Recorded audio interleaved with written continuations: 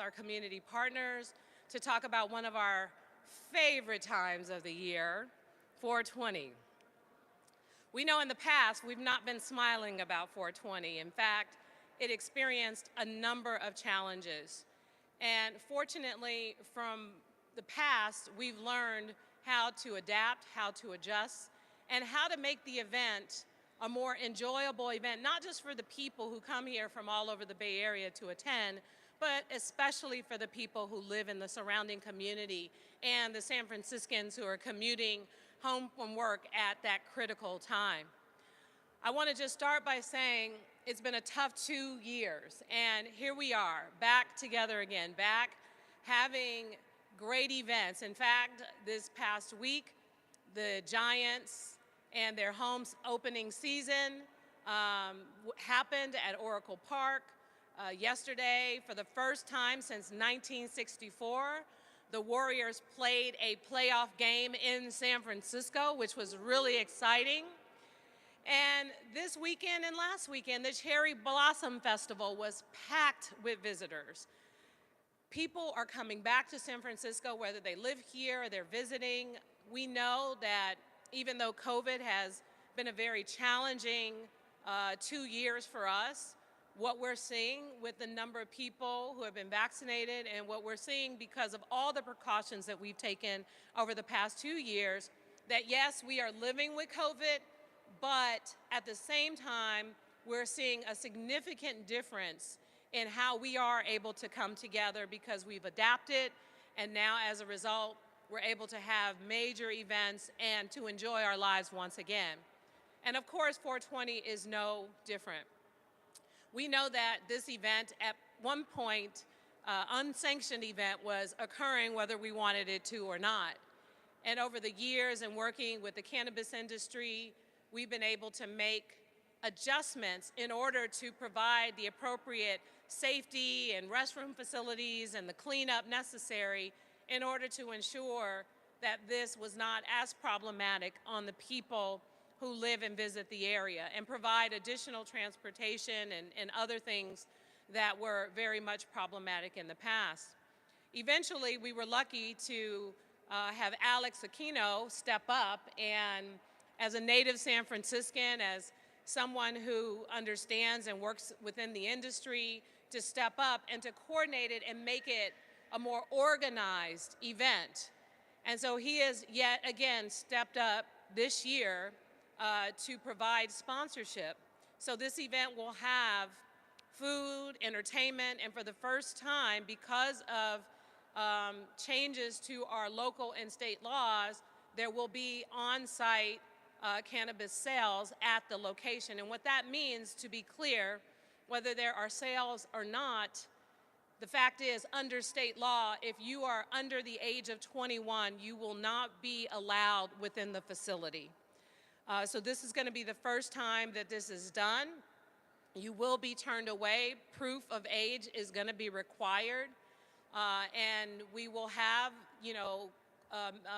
we will have the various city agencies in the area to address some of those challenges. We know that when people begin to leave the event, we'll have bus shuttle services to take people directly to BART. Traffic will be challenging in the area, but we're going to do everything we can with our parking control officers and others to try to manage and mitigate traffic during that time. We're going to make sure the area is clean. We're going to make sure that if someone is parked in your garage, they will be ticketed and towed. We're going to do everything we can to make sure that this experience is not as problematic as it has been for the people of San Francisco and neighbors. And just so you all are aware, I checked the weather, there's a 40% chance of rain, so who knows what may or may not happen on 420. But the fact is, regardless, we are prepared. We will have police officers, parking control officers, park police officers, and a number of other officials in the surrounding area to manage this event in a way that not only makes it an enjoyable and safe place for all of those who are coming, but more importantly, we want to make sure that the city is able to host this just like any other major event so that people are safe and people have an enjoyable time. So I want to thank all of you for being here today, and we're going to have a number of our partners here from the city departments talk specifically about what the plans are, what their roles are, and what to be prepared for with each of those respective departments. And so we're going to start with the director of the Department of Rec and Park, Phil Ginsburg. Thank you, Mayor. As the mayor said, after 2 long years, we're almost looking forward to this event, kind of, sort of.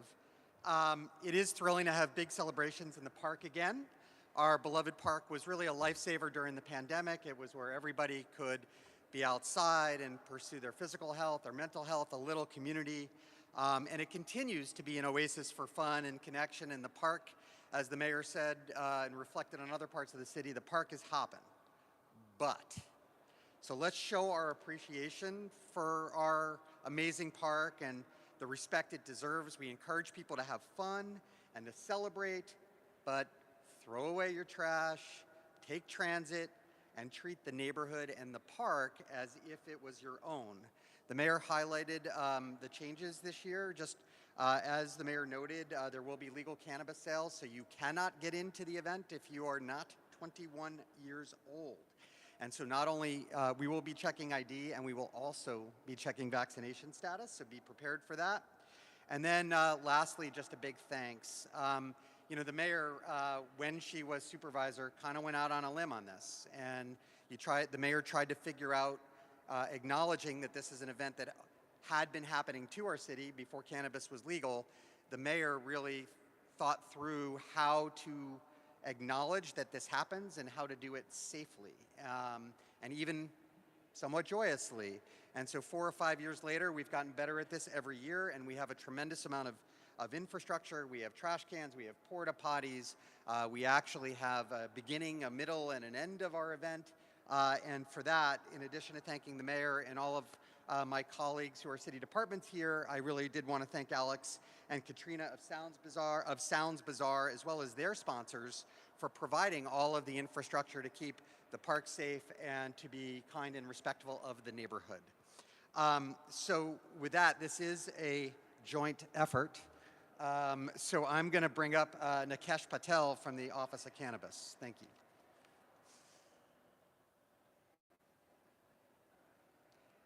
That was going to be my pun. Thank you for taking that. Good morning, everyone. My name is Nikesh Patel. I'm the director of the San Francisco Office of Cannabis. And much like Director Ginsburg, we want to first and foremost thank the mayor for making this event possible, for supporting it, and then also all of the city departments who are here, including those that are also not here, who we've been working with tirelessly for the past several months to make sure that this event creates a safe and fun experience for everyone included. With that, I also want to thank Alex Aquino and his team with Sounds Bazaar for working so closely with our office. 420 at Hippie Hill this year is going to be experiencing a historic moment in its legacy, and that is, as has been mentioned here before, legal cannabis will be available for sale and for consumption at the event for the first time in the event's history. That is a special moment, and it's one that's fitting here in San Francisco. It's also a really important moment because how this event goes will dictate how future events in this space, cannabis-related events, will go.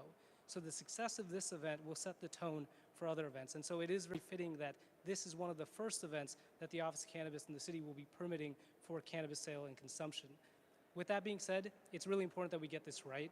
And what that means is that the new event requirements that will take into effect this year are followed. They are at their bottom to create a safe and clean and fun experience for everyone who attends. But it's so imperative that they are followed. As has been mentioned here a handful of times, per state regulations, no one under the age of 21 will be permitted to this event. IDs will be checked. Another big feature of this event is that cannabis will be available for purchase on site from approved vendors. These are lab-tested products, they are regulated products, and they are vital to ensuring that this experience is safe for everyone who's there. That being said, we are encouraging everyone who plans to attend to purchase their product from these approved vendors. It's really imperative from a public health and safety standpoint, but it's also just really important to help support the local cannabis dispensaries here in San Francisco, and particularly the equity cannabis dispensaries and equity products that have worked to get their products off the ground, to open their businesses and carve a footprint in San Francisco's cannabis industry. Additionally, cannabis will be allowed for consumption, and it will be within the marked perimeter of the event. There are areas where no smoking will be enforced, and there will be signs. Additionally, within 20 feet of anywhere where you can purchase cannabis or purchase food, those will also be smoke-free zones. This is an amazing opportunity for the city to showcase its cannabis community and also to get this right. So we just really encourage everyone who plans to attend to follow the requirements, be respectful of your neighbors, and have a light time. Thanks. And with that, I invite Chief Scott to approach. Thanks. Thank you, Nikesh. Good morning, everybody. Not to reiterate, well, I will reiterate because that's my job. I want to reiterate a few things that the mayor mentioned, Director Ginsburg and Nikesh as well. No one under 21 will be admitted, and we know that in the past, families have come out and teenagers have been invited to this event, sometimes by their parents. Please take heed to the rules. No one under 21, because if you bring teenagers or kids, they will not be admitted. Also, no drones, no alcohol, no weapons, period, illegal or otherwise. No vending, no barbecues, no pets, and things of that nature. This is all about safety. We want people to come out, enjoy themselves, and as been said by all the speakers so far, we have to get this right. Like most things, let's show the world that San Francisco knows how to do things, and we know how to do them right. So we really need your cooperation. We need people to follow the rules. We will be there in full force. We have officers that are at the command post at the park. We also have a command post at Park Station. We will be patrolling the perimeter of Hippie Hill and the surrounding areas and working with our partners, the parking control officers, under the leadership of Director Tomlin, who you'll hear from in a second. We want it to be safe. We want people to be able to walk the streets without being run over, so please follow the rules of the road.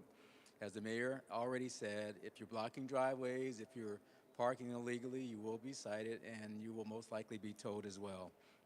So I say all these things to prevent these things from happening, because in the best case scenario, they won't happen. So please help us out, help yourselves. Let's make this a great event. Let's show the world that San Francisco again leads the way. Thank you. And now I will introduce one of my partners in public safety, Chief Janine Nicholson from the Fire Department.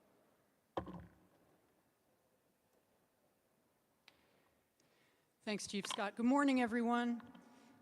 So the fire department has a couple of roles here. Our fire prevention personnel will be on scene during the entire event, making sure that everything is safe from a fire department perspective. I know there will be a medical plan in place for the event that includes EMS. We are not staffing that, but we are up-staffing our units, our medic units on the outside to be able to respond appropriately and quickly. So we want everybody to have a good time, a safe time, and just please keep an eye out for each other out there. We know there's all sorts of stuff out there that might get into something that you take, not from this authorized place, but keep an eye on your friends and call 911 if you need us. And I would now like to introduce the director of the SFMTA, Jeff Tumlin. Thank you, Chief. As should come as no surprise to any of you, if you want to enjoy 420 days safely and fully, please do not drive. All of the Muni lines serving Golden Gate Park are fully operational. And if you're coming from downtown or BART, we urge you to take either the 7-8 bus or transfer to the N Judah, both of which will get additional service on 420. We've also upgraded many of the bike routes throughout San Francisco during COVID, and as most of you know, there's a car-free route from the Panhandle all the way to Ocean Beach through Golden Gate Park, so please take Muni, walk, or bike to the event. For additional details, we urge you to go to the SFMTA website at sfmta.com/420. We'll be providing updates there as well as on our Twitter feed. Please come and enjoy 420 Day safely. Thank you so much. And now back to Mayor Breed. Thank you, Jeff. And I just want to reiterate that many of our parking control officers will not only be directing traffic, but they will be in the area to respond to 311 complaints if someone is blocking someone's driveway or if someone is illegally parking in such a way that might be problematic to public safety.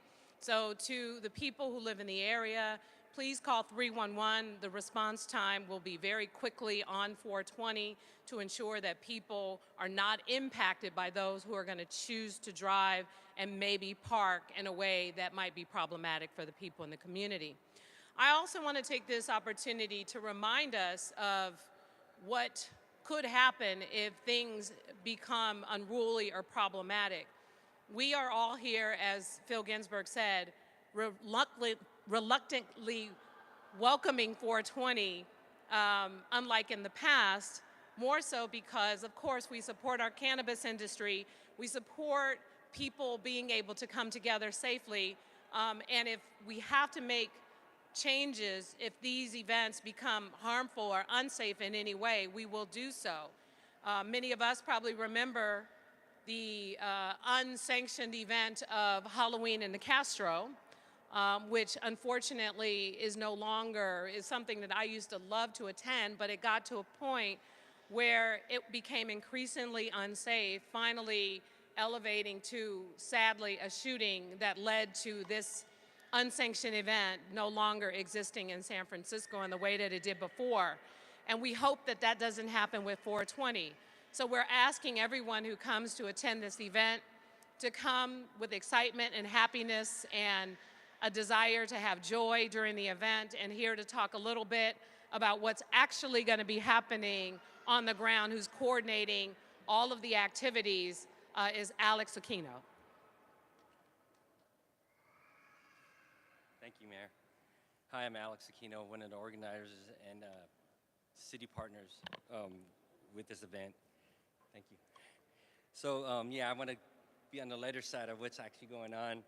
Anyways, again, echoing the Office of Cannabis, we encourage people to purchase legal and safe tested products from our vendors on site and from our community, our local businesses. We are a community and cultural event, so we're based on sponsorship and donation, so any support with that definitely helps. Again, even in the corridor of our neighborhood, we actually put 30 porta potties within the neighborhood for people to use, and so when you come to the neighborhood, please use the porta potties, don't use the neighbor's door front. Being said, again, our main goal is to keep it safe and clean, and that's our main thing. But again, we need to make it fun, and at the same time, make it a happy occasion and fun occasion. That being said, we're proud to have Remaps as our presenting sponsor. Again, without sponsorship, we wouldn't have any of this infrastructure. Again, back to the programming. We're doing a dedication to Robbin Williams. We know now that Robbin Williams Meadow was renamed Robbin Williams Meadow several years ago, so we're doing a dedication to him. We actually did a mural on Haight Street from Haight and Masonic. But we are doing programming with comedians, Jeff Ross and Hannibal Birds, and we have DJs. We have also DJ Dozer, who used to be Robbin Williams' official DJ, so he actually DJs every year, but his set is always dedicated to Robbin Williams. And again, we're doing something new this year. We teamed up with United Players to do a Community and Compassion Award. We're actually giving it to Eve Meyer, who's a retired executive director for the San Francisco Suicide Prevention. She's been saving lives for 30 years, so we want to give her flowers while she's still here, and we want to celebrate her. So that's some of the programming that we're doing today. On 420. Thank you. Thank you, Alex, and thank you again for putting together such a great program.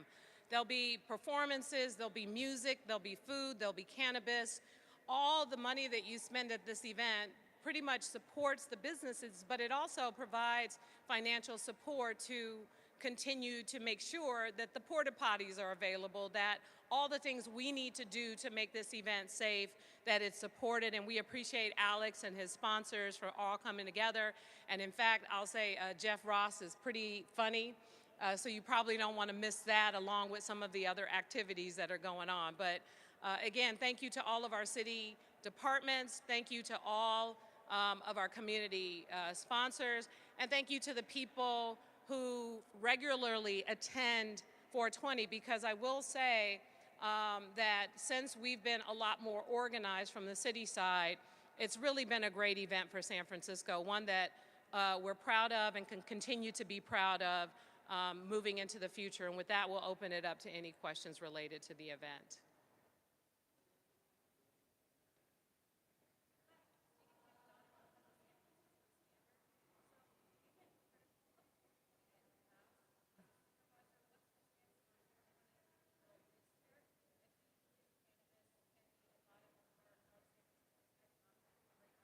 I think you are mischaracterizing my criticalness. It had a lot to do with, sadly, the damage to the neighborhood.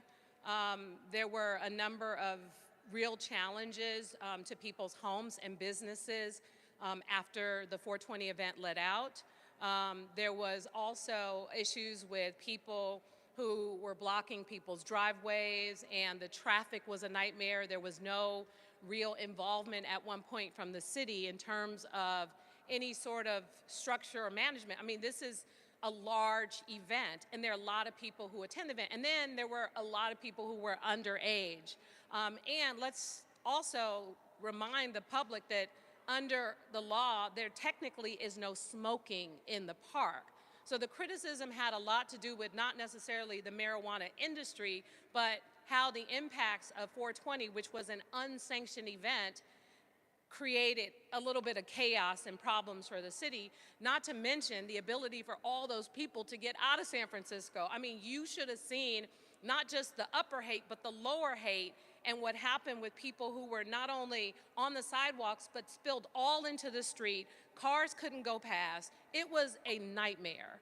And so my criticism had everything to do with the fact that the city was not prepared for what was happening with 420, and instead of making it difficult for 420 to happen, I, along with the former mayor, Ed Lee, came together to talk about, well, how can we make this better? How can we make sure that it's safe? How can we deal with the transportation and the challenges? And in fact, the city, from that point forward, before there was a sponsor, continued to spend the enormous amount of resources to ensure the safety of the people who not only attend this event, but the people who live in the community.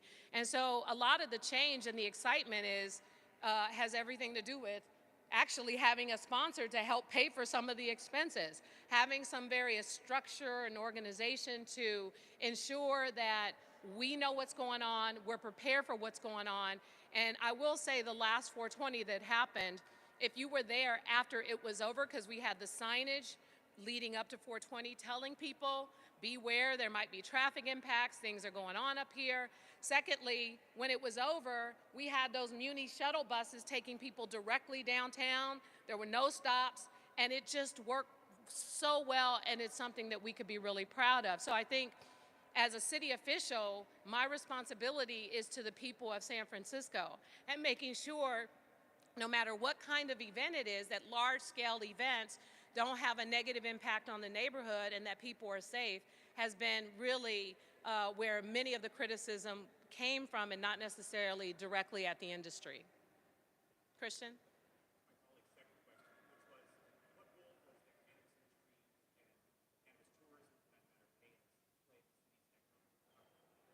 Well, the cannabis industry actually held a convention here, I want to say in between the pandemic.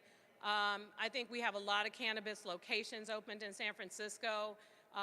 The ability to treat this industry like any other industry in the city and in the state is really going to have an impact, of course, on the economics of our city in terms of the taxes that we generate to provide support for our various equity programs. But more importantly, I will say that it's not 100% certain what this particular event and its financial impacts on the city. I would say that we're probably losing money more so than making money because people come to San Francisco to support this event primarily and not necessarily the surrounding businesses, but we haven't looked at the economic impact of this event. But we do think that cannabis as a whole, the industry, plays an important role in the economy, and we want to make sure that in addition to that economic role, that we maintain the level of safety and security and regulation in such a way that it doesn't do any harm to the overall community.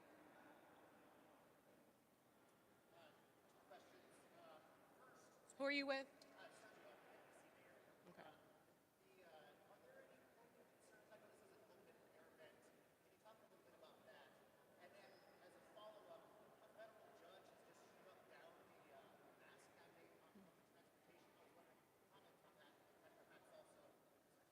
Okay. Okay, I'll have Director Tumlin comment on the mask mandate situation. As you all know, we are living with COVID, and it's just a part of what's going to be. But I think the biggest difference now that didn't exist before is we have vaccines. We have a lot of people who are getting vaccinated, and even as we see this new variant, what we're finding under the information I have from Dr. Grant Colfax from the Department of Public Health is people are getting infected, they're getting sick, but more than likely they're not going to the hospital for it. And I think that is a big shift in terms of our concerns in the past. We have always been concerned about the number of people who have been hospitalized and the number of people dying from COVID. And what I think because of the vaccine and because of the time that we've been in this, I think has a lot to do with seeing significant changes. Our Department of Public Health, as a result, has lifted a number of mask mandates and a number of other requirements, which gives us comfort in hosting an event of this magnitude. And let's just take this back and remember that San Francisco was the first city in the country to shut down, but also we've been the most conservative. So the fact that our Department of Public Health is comfortable with allowing people in Chase Arena not to wear a mask, or at the ballpark, indoor and outdoor events, it is significant. And so I am not as concerned as I probably would have been a year ago, and I think we're in a really good place. And I'll let Director Jeff Tumlin talk a little bit about what's going to happen with public transportation. Thank you, Mayor Breed, for the promotion. I'm Jeffrey Tumlin, the director of the SFMTA. And yes, earlier today, a federal judge on the East Coast struck down the federal mask mandates.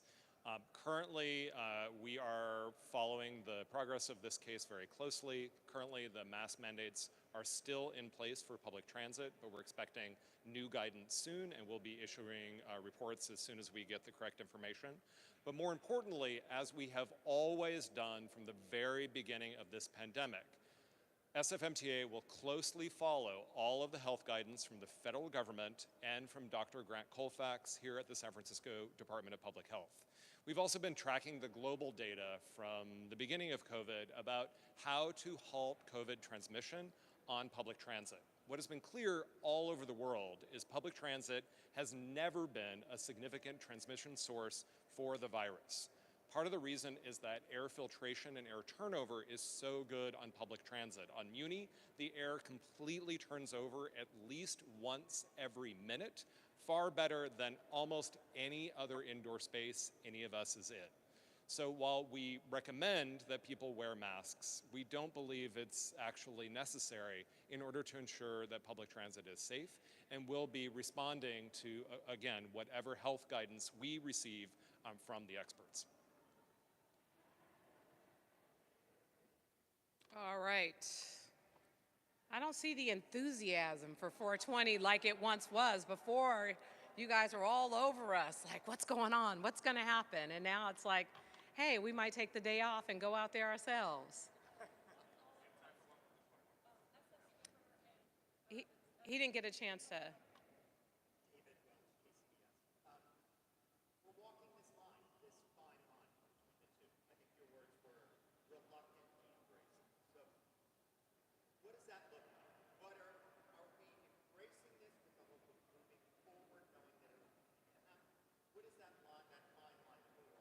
Well, we have had some challenges with 420 as it relates to community and public safety in the past. And so with any large-scale event, making sure that the right resources are available to ensure safety. So I think that has more to do with it than anything else. This event came together in a very organic way, and it's evolved, and it's become a place that people are attracted to. Versus, someone like the Outside Lands folks. They came in with professional event planners to plan outside lands and to cover their bases to ensure safety. This one, we've had to adapt.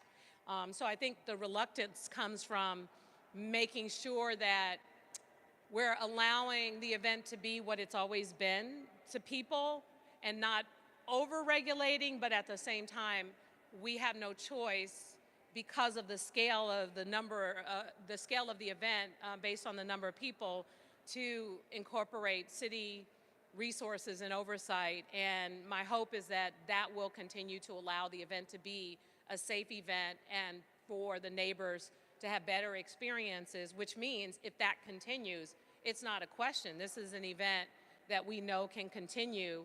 And it's not necessarily about the industry, because the other challenge we have, as our fire chief mentioned, we are concerned of what people lace marijuana with in light of the number of overdose deaths in San Francisco. We don't want, those kinds of situations to occur. So we're mindful of all the different impacts and what that's going to mean. My hope is that people understand the significance of why this is so important, to follow the rules, to stay safe, and to also enjoy yourself at the same time, and not to add any other dynamics to it. So public safety and is probably the real reason why we're most concerned. But ultimately, we're excited to bring most events back, including this one, and looking forward to its success. Thank you.